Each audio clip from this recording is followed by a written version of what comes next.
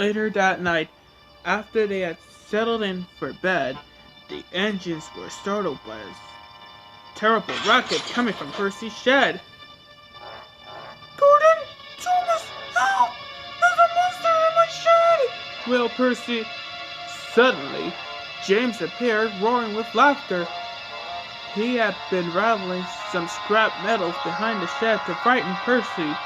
I'm a monster! I'm a monster! Ha ha! Shouted James. Percy was embarrassed for making such a fuss. It's okay, Percy, said Henry. Sometimes good imaginations think bad thoughts.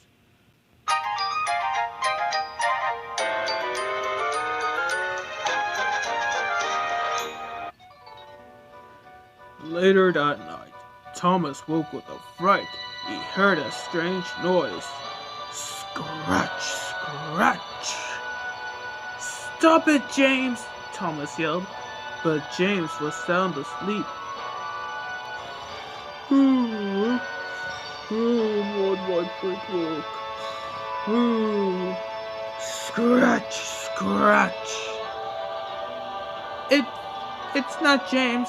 Then maybe I really do have a monster in my shed, thought Thomas. And he stayed awake all night just to be safe.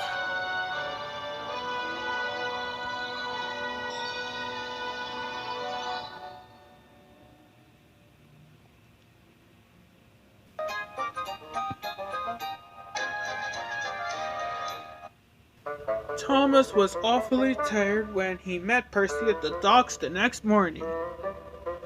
Did you hear any other strange noises in your shed last night, Percy? Thomas asked. Not after James's silly prank, Percy replied. Now Thomas felt silly for himself for staying awake all night.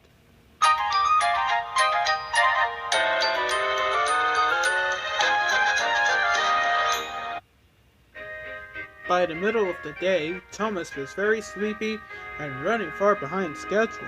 Henry pulled up beside him. You look like as if you could use some special coal, said Henry.